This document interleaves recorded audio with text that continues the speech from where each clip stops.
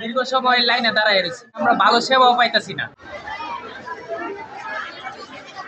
250 শয্যা বিশিষ্ট কিশোরগঞ্জ জেনারেল হাসপাতালের বহির্বিভাগে সেবা নিতে এসে চরম ভোগান্তিতে পড়েছেন সাধারণ রোগীরা। সরেজমিনে দেখা যায় সকাল থেকে টিকিট কাউন্টারের সামনে নারী, পুরুষ ও শিশুদের দীর্ঘ লাইন। প্রতিদিন প্রায় 1000 খানিক রোগী এখানে সেবা নিতে আসেন। 2025 সালের 1 জানুয়ারি থেকে এনআইডি কার্ডের মাধ্যমে অটোমেশন পদ্ধতিতে সেবা চালুর কথা থাকলেও তা এখনো বাস্তবায়িত হয়নি। ফলে চিকিৎসকদের রোগীর পুরনো ইতিহাস হাতে কলমে যাচাই করতে গিয়ে দীর্ঘ সময় ব্যয় হচ্ছে। এতে প্রতিটি বিভাগে দীর্ঘ হচ্ছে অপেক্ষামান রোগীর সারি। স্বল্প জনবল দিয়ে এই বিশাল চাপ সামাল দিতে হিমশিম খাচ্ছে হাসপাতাল কর্তৃপক্ষ। বেসরকারি হাসপাতালে চড়া ভিজিট ও পরীক্ষার খরচ বহন করা অনেকের পক্ষেই অসম্ভব। তাই রোগীদের দাবি বিকেলে 100 বা 200 টাকা ভিজিটে স্বল্প মূল্যে বিশেষজ্ঞ চিকিৎসা সেবা চালু করা হলে নিম্নবিত্ত ও মধ্যবিত্ত মানুষ উপকৃত হতেন। আমরা দীর্ঘ সময় লাইনে দাঁড়ায় রয়েছি, আমরা ভালো সেবাও পাইতেছি না। যারা বড় বড় প্রফেসররা আছে এরা তো রুগী দেখতেছে, উপরে হাঁটতেছে 2 তলা 3 তলায় 4 তলায়, যারা ভর্তি রুগী আছে তারা দেখতেছে। আর এখন বিকাল থেকে যদি তারা আমরা জনগণকে দেয় তাহলে আমরা বিজেট দেওয়ার ইচ্ছা আছে। 200, 500, 300 টাকার সমস্যা নাই, কিন্তু আমরা ভালো সেবাটা পাই। হাসপাতালে আমার উদ্দেশ্য ভালো সেবা, কিন্তু আমরা যদি ভালো সেবা না পাই তাহলে তো আমরা এখন কোনো ফায়দা মিলল না। আমি কিশোরগঞ্জ 250 সদর হাসপাতাল থেকে বলছি। আমাদের এই সদর হাসপাতালে কোনো উন্নত মানের চক্ষু ডাক্তার নেই। তো আমরা দাবি জানাচ্ছি যে হাসপাতালে ভালো চক্ষু চিকিৎসা করার জন্য।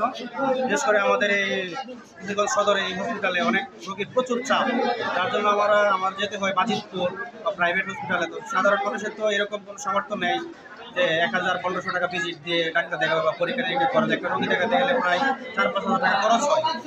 আমরা বিনীতভাবে অনুরোধ জানাচ্ছি সকল কিশোরগঞ্জবাসীর পক্ষ থেকে যেন আমাদের এই সদর হসপিটালে একজন বা ভালো চক্ষু চিকিৎসা করার জন্য এই কিশোরগঞ্জ হসপিটালকে একটা ডিজিটাল হসপিটাল হিসেবে আমরা দেখতে চাই, এবং এখানে চক্ষু সহ নাক, কান, গলা এবং অন্যান্য যে ডাক্তারগুলো আছে আমরা চাই উন্নত মানের সেবা। এ বিষয়ে হাসপাতালের সহকারী পরিচালক ডাক্তার নূর মোহাম্মদ শামসুল আলম জানান, এনআইডি কার্যক্রম পুরোপুরি চালুর কাজ চলছে, তবে জনবল সংকটের কারণে চক্ষু বিভাগ সহ কিছু সেবা বর্তমানে বন্ধ রয়েছে। আপাতত বিকেলে অতিরিক্ত সেবা চালুর কোনো পরিকল্পনা নেই বলেও জানান তিনি। দ্রুত অটোমেশন ও জনবল সংকট নিরসন করা গেলে হাসপাতালের সেবার মান বাড়বে এবং সাধারণ মানুষের ভোগান্তি কমবে বলে মনে করছেন সচেতন মহল।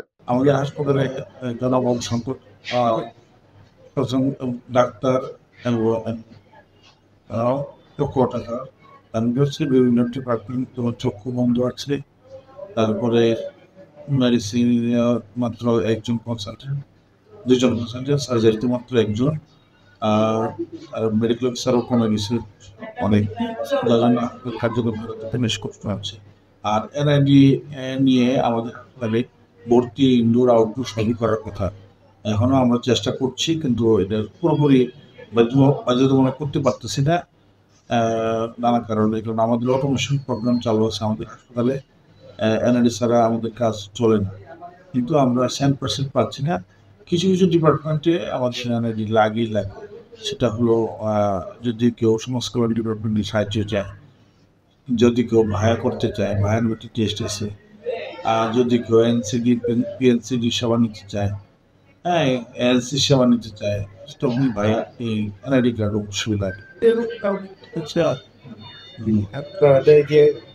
ডাক্তার জনবল সংকটের জন্য আপনারা কি উদ্যোগ নিচ্ছেন? আমরা জনবল সংকটের জন্য করেছি, চাহিদা পাঠাইছি, মাননীয় সচিব মহোদয় এসেছিলেন, জানাইছি, আমাদের চেষ্টা আমরা করছি।